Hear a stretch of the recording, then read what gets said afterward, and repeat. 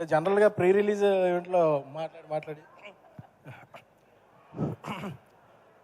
ఈ విజయం అందరూ సెలబ్రేట్ చేసుకునే విజయం. ఎందుకంటే ఒక విజనరీని ప్రిజనరీ చేయాలంటే ఎలా ఉంటుందో రిజల్ట్ ఇలా కనిపించింది. చంద్రబాబు నాయుడు గారిని ఏ రోజైతే ఆయన్ని జైలు పాలు చేయాలని చూశారో అప్పుడు రిజల్ట్ ఇలాగే ఉండదు.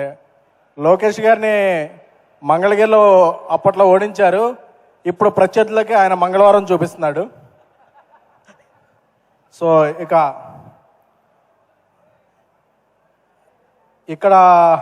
ఒక ప్రాంతీయ పార్టీని అక్కడ జాతీయ పార్టీని కలిపి మా జనసేనాని పడ్డ కష్టం ఎంతో అందరికీ తెలుసు. ఈ సందర్భంగా ఒకటి చెప్పాలి. చెప్పచ్చా? చెప్పండి సార్. అన్నయ్య పెట్టాడు దండం, తమ్ముడు పెట్టాడు పెండం. నమస్కారానికి ప్రతి నమస్కారం అనేది సంస్కారం. ఆ సంస్కారం చేతకాని వాళ్ళకే ప్రజలు ఇస్తారు ఇలాంటి తిరస్కారం. తెలుగు చలనచిత్ర పరిశ్రమలో సింహాసనం మీద కూర్చున్న అర్హత మా అన్నయ్య ఇంద్రసేనుడిది. అలాగే రాజకీయాల్లో సింహాసనాన్ని మార్చేసే పవర్ మా జనసేనుడిది. సో విజయం వచ్చింది కానీ విర్రవీగితే పాత తపేళా ఫేసులకి మనకి తేడా ఉండదు. సో అందుకని అందరినీ సోదరులా భావిస్తూ రాష్ట్ర అభివృద్ధికి అందరూ తోడ్పడాలి.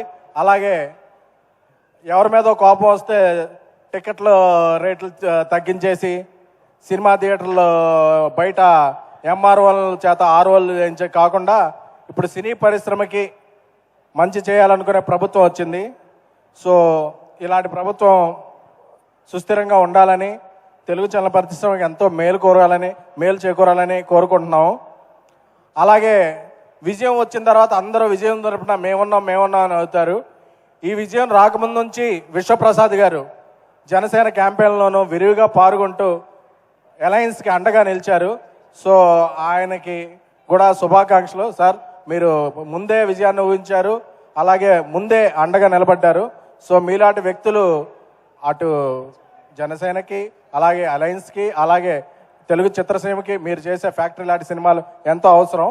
సో ఈ విజయాన్ని అందరం సెలబ్రేట్ చేసుకుందాం. బట్ గర్వాన్ని నెత్తికెక్కించుకోవద్దు. ఎందుకంటే ఇంకా చేయాల్సింది చాలా ఉంది. జై జనసేన, జై అలయన్స్.